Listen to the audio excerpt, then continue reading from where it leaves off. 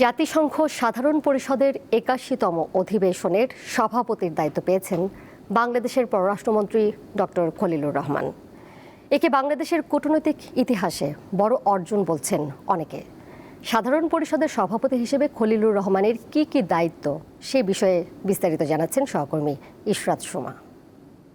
2026-27 মেয়াদ অর্থাৎ আগামী 1 বছরের জন্য জাতিসংঘ সাধারণ পরিষদের 81তম অধিবেশনের সভাপতির দায়িত্ব পেয়েছেন বাংলাদেশের পররাষ্ট্রমন্ত্রী ডক্টর খলিলুর রহমান। এর মাধ্যমে 40 বছর পর সাধারণ পরিষদের সভাপতির আসনে দ্বিতীয়বারের মতো বাংলাদেশের প্রতিনিধি বসেছেন। বাংলাদেশের কূটনৈতিক ইতিহাসে অনেক বড় একটি অর্জন। আগামী 8 সেপ্টেম্বর থেকে শুরু হতে যাওয়া 81তম অধিবেশনের দায়িত্ব পালন করবেন তিনি। নতুন এই দায়িত্ব প্রাপ্তির পর এখন বড় প্রশ্ন, জাতিসংঘ সাধারণ পরিষদের সভাপতির কাজ কি?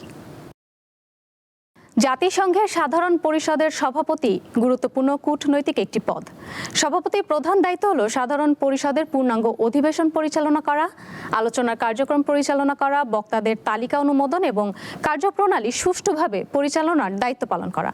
এছাড়া সদস্য রাষ্ট্রগুলোর মধ্যে আন্তর্জাতিক শান্তি, নিরাপত্তা, জলবায়ু পরিবর্তন, টেকসই উন্নয়ন, মানবাধিকার সহ বিভিন্ন বিষয়ে সমঝোতা ও ঐক্যমত্য প্রতিষ্ঠায় মধ্যস্থতাকারীর ভূমিকাও পালন করেন সভাপতি।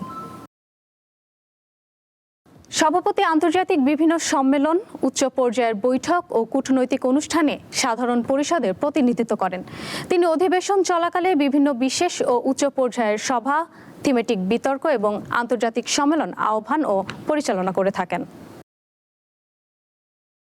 সাধারণ পরিষদের সভাপতিকে জাতিসংঘের 193টি সদস্য রাষ্ট্রের স্বার্থের ভারসাম্য রক্ষা করতে হয়। ফলে এই পদটি বৈশ্বিক কূটনীতিতে একটি গুরুত্বপূর্ণ সেতু বন্ধনকারী ভূমিকা পালন করে।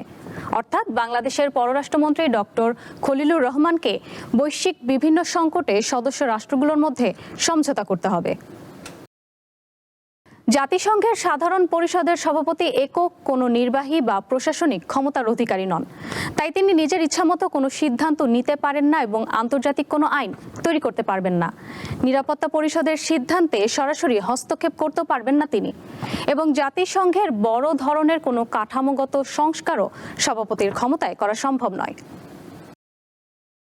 1986 সালে সাধারণ পরিষদের 41তম অধিবেশনে সভাপতির দায়িত্ব পালন করেছিলেন বাংলাদেশের সাবেক পররাষ্ট্রমন্ত্রী হুমায়ুন রশিদ চৌধুরী।